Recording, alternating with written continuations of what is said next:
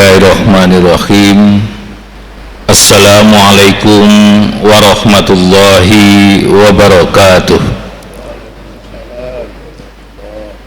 Innal hamdalillah wassalatu wassalamu ala Rasulillah wa ala alihi wa sahbihi wa mawala wala hawla wala quwwata illa billah.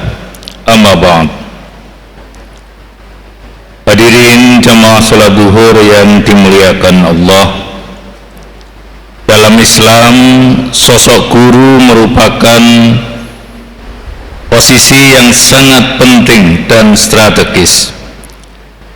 Di samping dia mengemban misi keilmuan agar peserta didik menguasai ilmu, guru juga mengemban tugas suci misi kenabian, yakni membimbing dan mengarahkan peserta didik menuju jalan Allah Subhanahu wa ta'ala.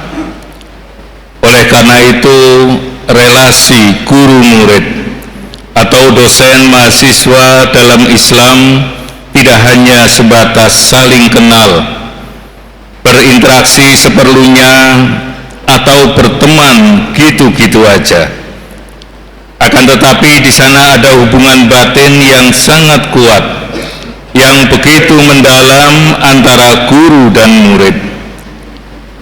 Sangat mengesankan apa yang ditulis oleh Imam Baihaqi dalam kitab Manaqib Imam Syafi'i. Bagaimana cara Imam Syafi'i sebagai guru mengajar salah satu muridnya yang sangat lamban dalam memahami pelajaran. Sang murid itu tidak lain adalah Rabi bin Sulaiman, murid yang slow learner. Berkali-kali sang guru Imam Syafi'i menerangkan, tapi Rabi tidak juga paham. Setelah menerangkan pelajaran tertentu seperti biasanya, Imam Syafi'i bertanya, "Rabi, sudahkah kamu paham dengan apa yang saya jelaskan?"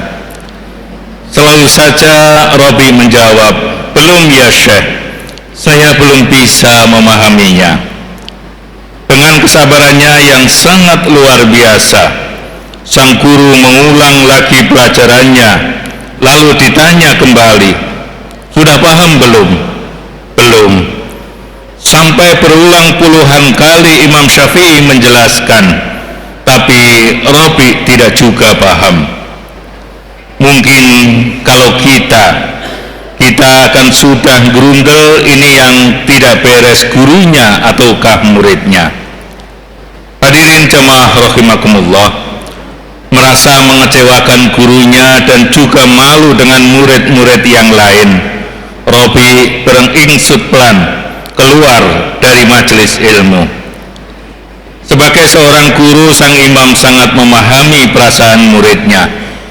Maka begitu selesai memberikan pengajaran, Imam Syafi'i mencari Rabi dan meminta muridnya itu untuk datang ke rumahnya untuk diberi privat secara khusus. Setelah memberikan pengajaran secara khusus, sang imam kembali bertanya, "Bagaimana Rabi? Sudah bisa dipahami apa yang saya jelaskan?" Hasilnya ternyata di luar ekspektasi sang imam. Rabi bin Sulaiman dengan tersipu-sipu menjawab, "Maafkan saya guru, saya belum paham juga." Lalu apakah kemudian Imam Syafi'i putus asa dan menghakimi Rabi bin Sulaiman sebagai murid yang bodoh dan bebal? Sama sekali tidak. Beliau justru berkata, "Muridku, sebatas inilah kemampuanku mengajarimu. Jika kamu masih belum paham juga, maka berdoalah kepada Allah agar berkenan mengucurkan ilmunya untukmu. Saya hanya menyampaikan ilmu, Allah lah yang memberikan ilmu. Andai saja ilmu itu aku ajarkan berupa sesendok makanan, pastilah aku akan menyuapkannya kepadamu." mengikuti nasihat gurunya, Rabi bin Sulaiman rajin sekali bermunajat dan berdoa kepada Allah dengan segala kekhusyuannya. Ia juga membarengi doa-doanya itu dengan kesungguhan di dalam belajar. Imam Syafi'i pun tidak pernah berhenti berdoa untuk Rabi bin Sulaiman, muridnya tersebut. Apa yang terjadi dengan Rabi bin Sulaiman selanjutnya? Kita ketahui bersama, Rabi bin Sulaiman kemudian bermetamorfosis, berubah dan menjelma menjadi seorang ulama besar madhab Syafi'i dan termasuk perawi hadis yang sangat kredibel dan terpercaya dalam periwayatannya. Hadirin jamaah rahimakumullah, keberadaan guru dalam dunia pendidikan sungguh sangat krusial, sebab tugasnya tidak hanya mentransformasikan pengetahuan, tetapi juga dituntut untuk menginternalisasikan nilai-nilai atau value pada peserta didik. Guru atau pendidik dalam Islam adalah orang yang bertanggung jawab terhadap perkembangan peserta didiknya dengan upaya mengembangkan seluruh potensi yang ada padanya, baik potensi afektif, kognitif maupun psikomotorik. Menurut Imam Al-Ghazali, tugas pendidik yang utama adalah menyempurnakan, membersihkan, menyucikan, serta membawa hati manusia untuk mendekatkan diri kepada Allah Subhanahu wa Ta'ala. Hadirin jamaah rahimakumullah, tak terbayangkan dalam benak kita bisa terjadi perkembangan pengetahuan tanpa adanya orang yang belajar dan mengajar. Tidak terbayangkan adanya proses belajar dan mengajar tanpa adanya guru. Maka bersyukurlah kita para dosen dipilih oleh Allah Subhanahu wa Ta'ala menjadi seorang guru, karena guru adalah merupakan profesi yang sangat mulia.